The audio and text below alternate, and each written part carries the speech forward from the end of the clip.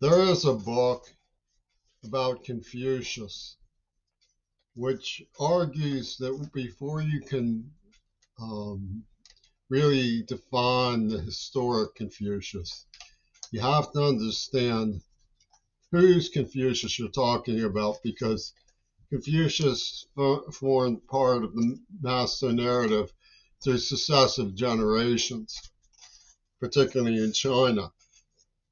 And the emphasis on what he taught and how it was used to influence ideas of rule and culture varied from time to time. So when we talk about the United States, and particularly the declaration of war, covert war, by Israel against the United States, we have to ask, whose United States?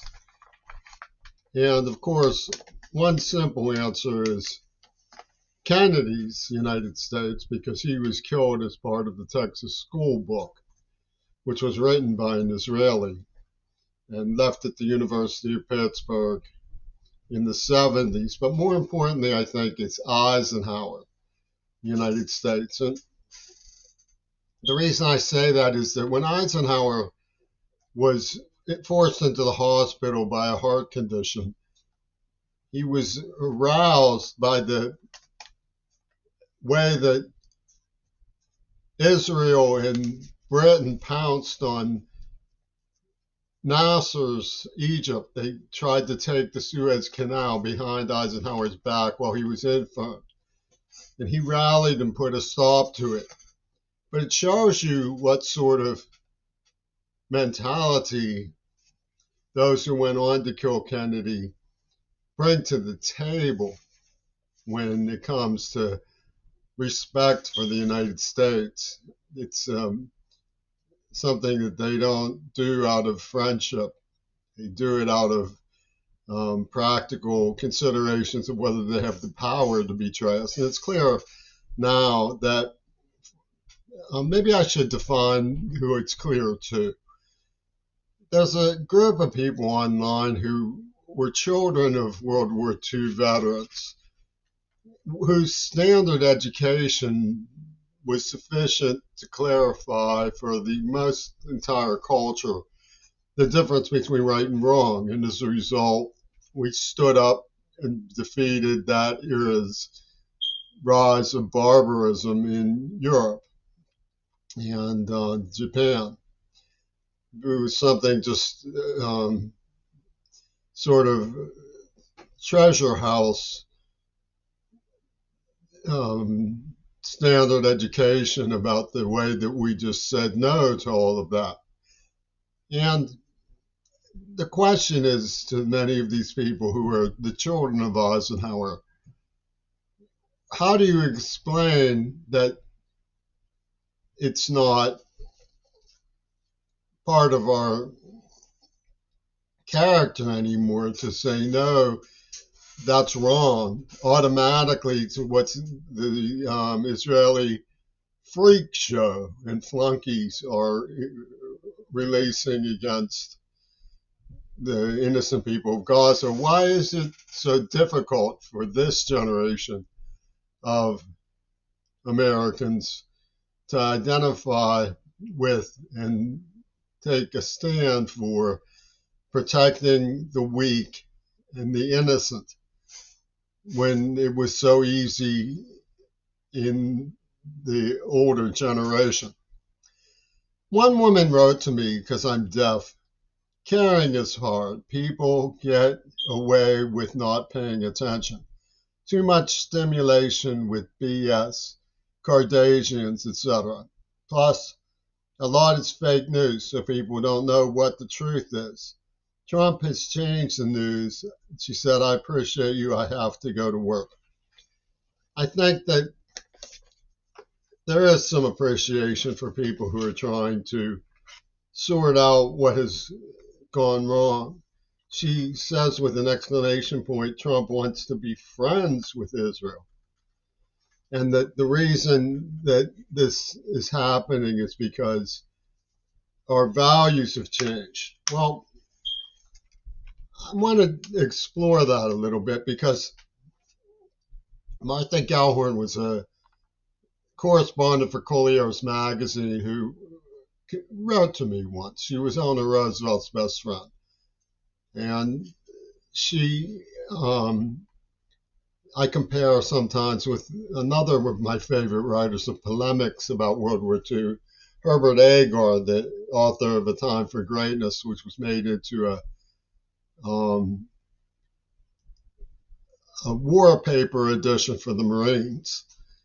He said the same sort of things that she did in his polemic in her reports from the front. She followed the front for Collier's magazine.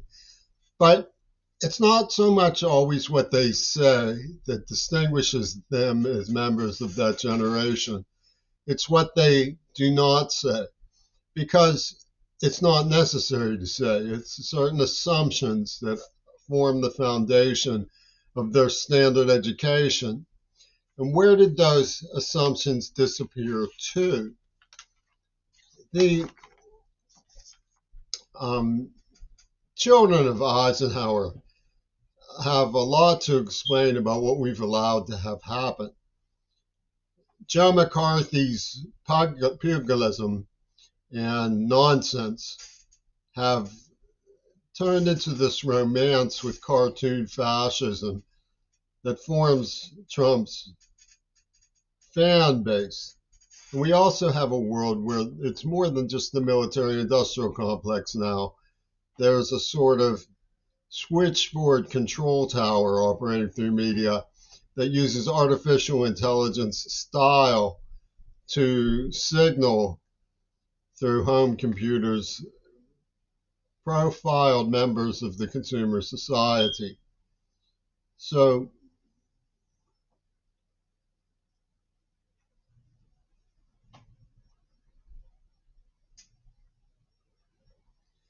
what seems to have happened is that the old school conservatives failed to put checks on the hatters in high command and Hollywood, who formed a coalition with the Israeli assassins through antagonists towards Kennedy in military circles of the army who were racist intelligence and fascists themselves, like John Wayne and Edwin Walker, who was had just been let out of an insane asylum for threatening to kill JFK when he miraculously switched identities and became the star witness for the Warren Commission. With the Democrats who followed in the Democratic Party, who needs enemies? I mean, how can you deal with hatters when you're being advised by Hillary Clinton?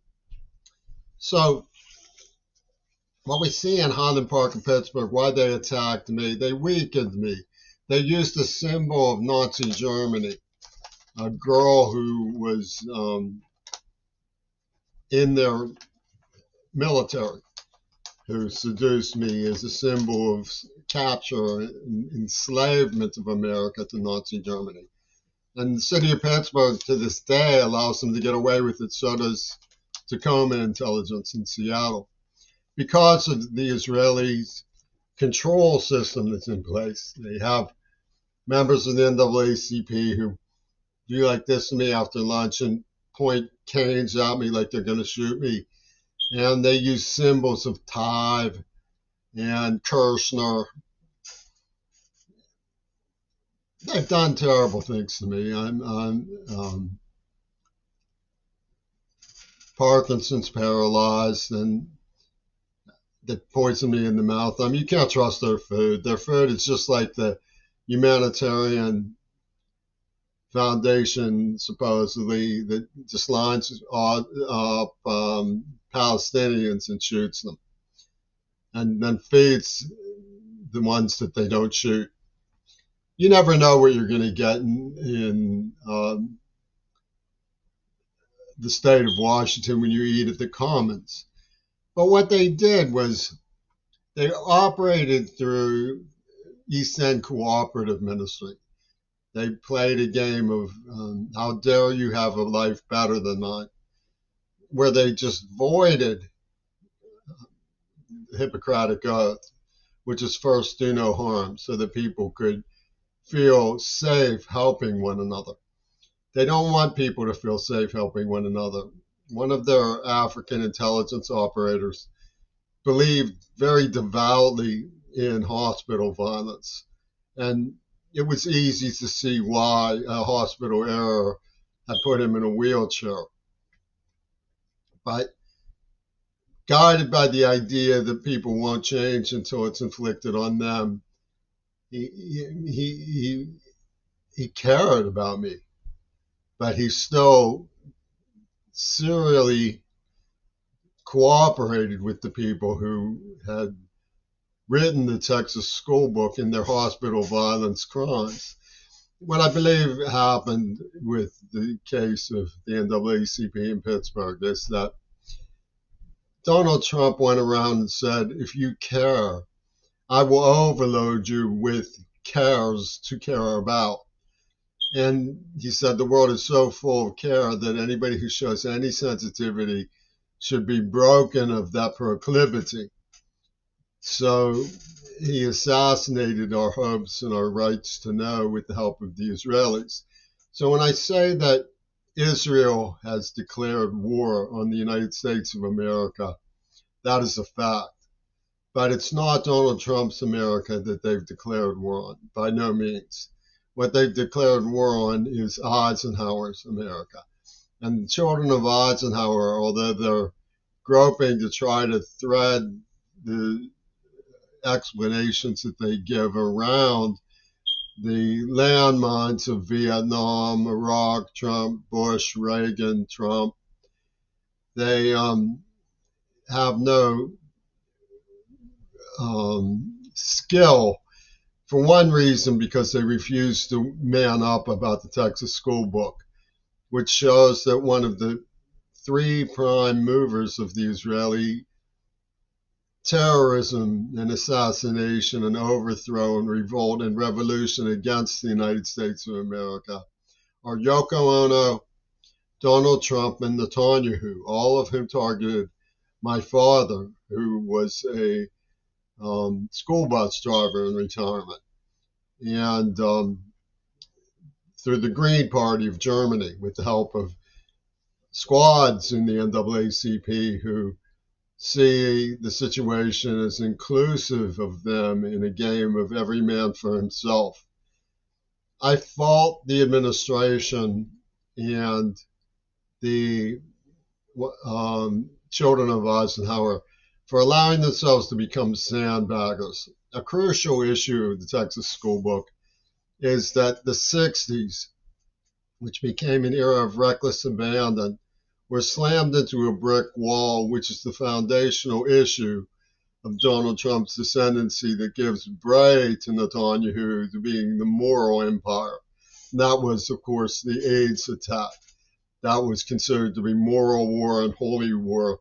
And this was allowed to be proven, so to speak, by Peter Gabriel, who claimed that I was only hunting a virgin in sleeping undercover in the hopes of getting the proof that I secured that this operation in military intelligence was in fact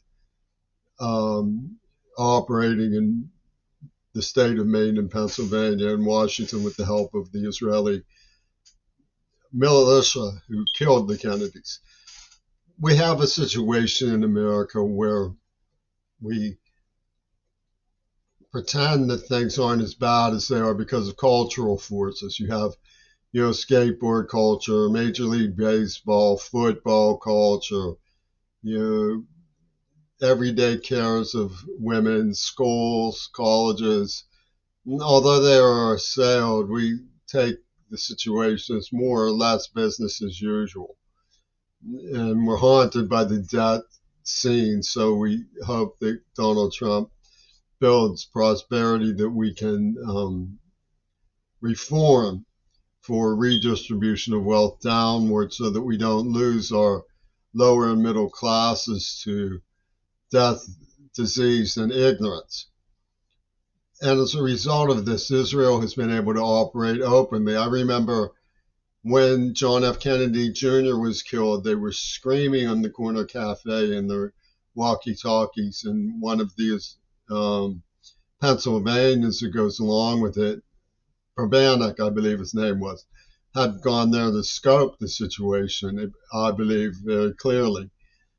And it's made to look as though it's feud for turf warring in the United States of America. It's not. It's Israeli overthrow tactics with the help of Quislings in places like Seattle. So what we have is a situation where the sandbaggers refuse to man up about the way that the 60s were driven like lemmings over the cliff of AIDS, because they don't want to admit that their ideas of British rock superintelligence, the Swami Nostra of the Gurdjieff clock that guided the Israeli hand in things like the bombing of the USS Iowa and Peter Gabriel's and the two versions Pussy Bowl, the Jeffin Corporation and the Obama administration were part of the Texas school book. Trump wants people to say, yeah, fuck you, so what? That is what we did. And it was moral and right, while they line up children and shoot them in Gaza.